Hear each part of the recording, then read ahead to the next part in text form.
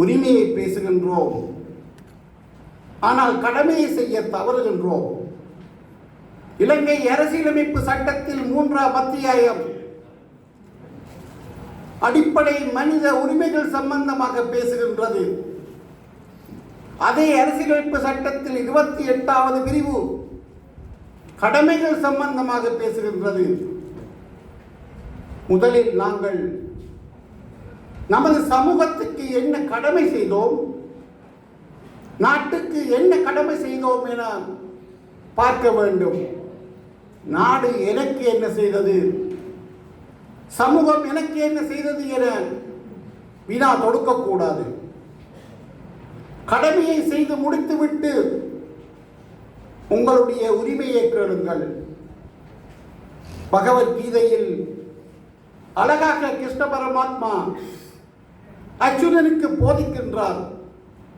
அந்த போதனை ஒவ்வொருவருடைய மனசிலும் இருக்க வேண்டும். கடமை நீதி, நேர்மை, நியாயம், தர்மத்தின் பால் இருக்க வேண்டும். அத்தகைய கடமைதான் நமது எதிர்கால இளைய சமூகத்துக்கு வழிகாட்டலாக அமையும்.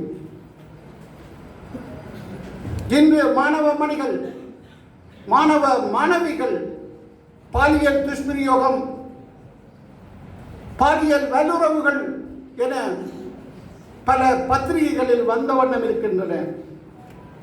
அது நிறுத்தப்பட வேண்டும். போதவஸ்து கலாச்சாரம் எமது இளைய சமூகத்தில் விதைக்கப்பட்டுள்ளது. அது நிறுத்தப்பட வேண்டும்.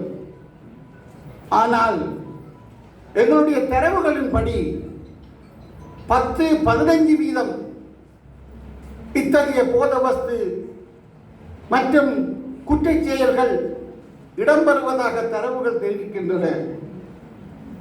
இன்று நாம் கல்வி களஞ்சியத்தில் முன்னணியில் சென்று கொண்டிருக்கின்றோம். புலம்பெயர் தேசம் செல்வத்தில் எமது மக்கள் அங்கே வாழ்ந்து கொண்டிருக்கின்றார்கள். அத்தகைய செல்வமும் எங்கள் கையில் உள்ள கல்வியும் நாளைய இளைய சமுதாயத்துக்கு ஒரு வழிகாட்டலாக அமைய வேண்டும்.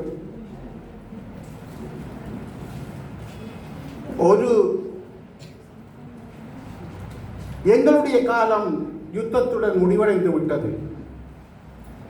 நானும் சகோதரர் சுமந்திரன் ஐயா அவர்களும் ஒரே நாள் சட்டத்தரணியாக சத்திய பிரமாணம் செய்தோம். நான் நீதிபதியாக எனது பயணத்தை தொடர்ந்தேன். அவர் இன்று புகழ்பூக்கும் ஜனாதிபதி சட்டத்தரணியாக கடமை புரிந்து கொண்டிருக்கின்றார். சட்டம் ஒருவரை சட்ட மாமேதியாகவும் இன்னொருவரை நீதித்துறைக்கு அனுப்பியது. ஆனால் நாங்கள் கடமையை செய்வதற்காகவே எங்களுடைய சட்டத்தை பாவிக்கவும் வேண்டும். இறுதியாக நான் அரசியல் பேசவில்லை. ஆனால் அயல் நாட்டில், அதுவும் தமிழ்நாட்டில் 20 வயதுக்கும் 35 வயதுக்கும் இடைப்பட்ட இளைஞர்கள் ஒரு அரசியல் புரட்சியை, ஒரு மக்கள் புரட்சியை ஏற்படுத்தி அங்கே ஒரு மாற்றத்தை ஏற்படுத்தியுள்ளார்கள். அத்தகைய அரசியல் புரட்சி எமது இளைய சமுதாயத்திடம் இருக்க வேண்டும். இன்று பல வழிகளில் செய்திகள் பரிமாறப்படுகின்றன. சகோதரர் ஸ்ரீகந்தன் அவர்கள் இருக்கின்றார். 91ஆம் ஆண்டு நான் சட்டத்தரணியாக வந்தபோது நீதிமன்ற பத்திரிகை நிருபரவர் என்று பிரபலம் வாய்ந்த வீரகேசரி பத்திரிகையின் பிரதம ஆசிரியராக உயர்ந்து பத்திரிகை தர்மத்தை நிலைநாட்டிக் கொண்டிருக்கின்றார். எனவே இளைய சமுதாயம் மறந்துவிட வேண்டாம். இறுதியாக ஒரு சம்பவத்தை சொல்லி அமைகின்றேன்.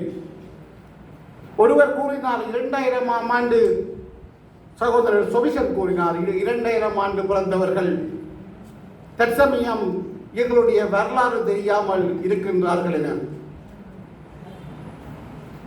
2016ஆம் ஆண்டு யாழ் மேல் நீதிமன்ற நீதிபதியாக இருந்தபோது வாழ்வெட்டு, ஆவாக்குழு, போதவஸ்து என பலர் கைது செய்யப்பட்டு பிணைமனுக்கள் நீதிமன்றங்களில் தாக்கல் செய்யப்பட்டன. அப்பொழுது 6 அல்லது 7 19 வயதுக்கு குறைந்த இளைஞர்கள் ஆஜர்படுத்தப்பட்டார்கள். அனைவரும் கல்விமான்களின் பிள்ளைகள், கல்வி பணிப்பாளரின் பிள்ளை, அதிபரின் பிள்ளை. ஒவ்வொருவரின் கையிலும் ஒரு பல்சர் மோட்டார் பைக், ஐபோன், கழுத்தில் ஒரு சங்கிலி. நான் கேட்டேன், ஏன் இத்தகைய குற்றச்செயலை செய்கிறீர்கள் என. அதற்கு பதிலளிக்கவில்லை. பின்னர் கேட்டேன், 2009ஆம் ஆண்டு உங்களுக்கு எத்தனை வயது என கேட்டேன். சிலர் 10 வயது என்றார்கள், சிலர் 11 வயது என்றார்கள். இங்கே ஒரு யுத்தம் நடந்தது, அது தெரியுமா என கேட்டேன். ஓம் சார், அது தெரியும் என்று. என்ன யுத்தம்? பிரபாகரன் ஒருவர் சண்டை பிடித்தார், சண்டையை நிப்பாட்டி போட்டார், அதால் எங்களால் வெளிநாட்டுக்கு போயிடாம கிடக்கு. ஏனெனில் அந்த சொன்னவரின் 3 சகோதரர்கள் லண்டனில் இருக்கின்றார்கள். இவர் தன்னை லண்டனுக்கு எடுக்கும்படி கேட்டார். அவர்கள் சொன்னார்கள், யுத்தம் முடிந்து விட்டது, இனி அகதி அந்தஸ்து கிடைக்க மாட்டாது. அப்ப இவர் சண்டையை நிறுத்தினது எவ்வளவு பிள்ளையான விஷயம் சார் என்று சொன்னார். அந்த அளவுக்கு எம்மருடைய ஆயுத போராட்ட வரலாறு இளைஞர் மத்தியில் காணப்படுகின்றது. அது தவறில்லை, ஏனெனில் அதை கதைத்தால் பயங்கரவாத தடை சட்டம், அதை சொல்லிக் கொடுத்தால் பயங்கரவாத தடை சட்டம், அது பாயும். வெளிநாடுகளில் உள்ள புலம்பெயர் தேசத்தில் உள்ள இளைஞர்கள், யுவதிகளுக்கு தெரிந்த எமது வரலாறு வடக்கு கிழக்கில் வாழும் எமது இளைஞர் யுவதிகளிடம் இல்லை. அதற்கு காரணம் பாதுகாப்பு சம்பந்தமான பயம். எனவே வன்செயல் வேண்டாம், வன்முறை வேண்டாம். நமது இளைய சமுதாயம் நாளைய தலைவர்களாக மாற வேண்டும்.